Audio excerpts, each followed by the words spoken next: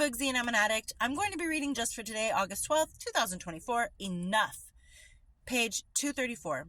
Something inside cries out, enough, enough. I've had enough.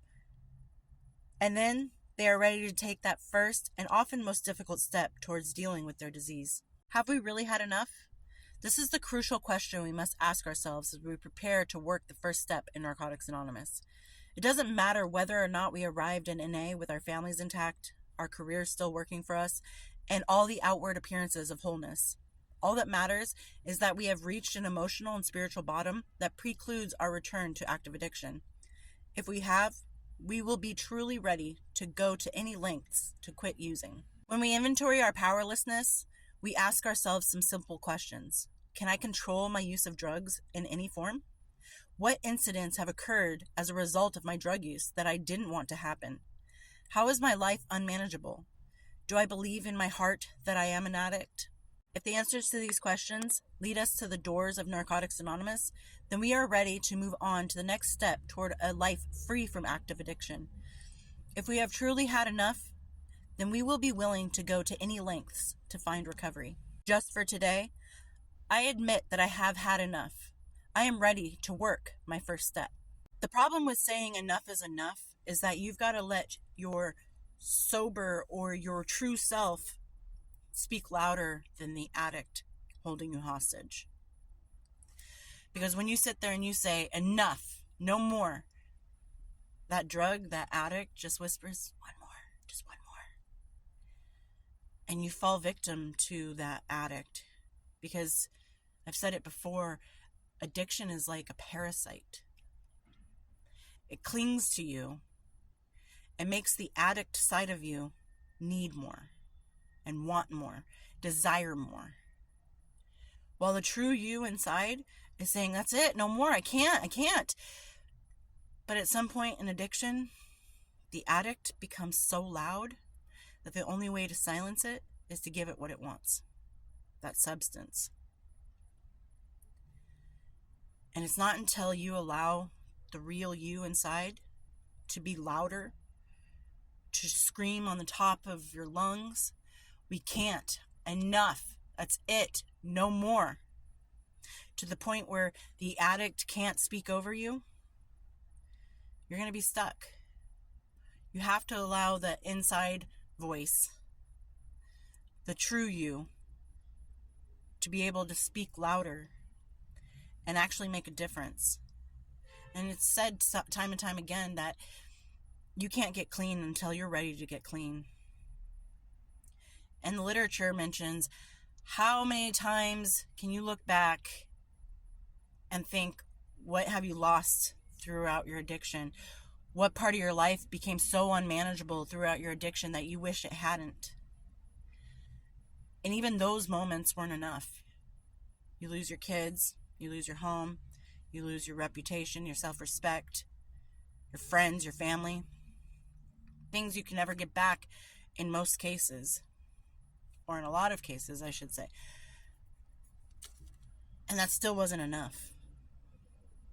For me, it took me wandering the desert, looking at encampments long since abandoned, lighting up my last bowl, for me to be like, all I have left is the air in my lungs and the beat in my chest, and I literally have nothing left to give. Well, the addict side of me is like, that's not enough, I need more. And the true me inside saying, that's all I've got. And it took me a long time to realize that enough was enough. I will either die an addict, or I will disregard every moral and ethic that I've ever believed in order to get my next fix. And I wasn't ready to give that up. I wasn't ready to give up my life. I wasn't ready to give up my moral and my ethics, my morals and ethics. And at that moment, I realized enough is enough. I have nothing left to give, but I have everything to gain. So I turned around and started a new path to a new life, because you can't go back again. Everything that I left behind wasn't there anymore. At least it wasn't waiting for me. So I had to teach myself that enough was enough, and I am enough. And I needed to find a goal that I could reach. And once I reached that goal, it wasn't enough. I had to get more. I had to go further. And I started to realize that the enough that the addict was having, I had enough, became not enough for the sober and recovery part of me. And I turned it into a positive. Because what I'm doing now is not enough. I got to keep going. Got to keep putting that anchor out and pulling myself to those goals. And once I reach that goal, I can make another one and put it out there and pull myself to it until I feel like it's enough, that I'm happy, that I'm safe. Because in addiction, you weren't safe. You weren't safe from other people. You weren't safe from the drug. And you weren't safe from yourself. And now on this side of addiction, the recovery and sobriety side, it's so much more beautiful and the possibilities are endless. And I have the ability to make my own choices, not based upon how am I going to get high. I'm going to make these new friends because I like them, not because I can get a good deal or I can get the substances easier because I have a connection. I can work and then do something with my paycheck that I enjoy and not have to blow it on my next fix. I can go to bed sober and wake up sober. And not wake up immediately looking for my substance. Oh, I need a hit. I just woke up. We weren't functioning as addicts. We were just existing in this limbo of an abyss.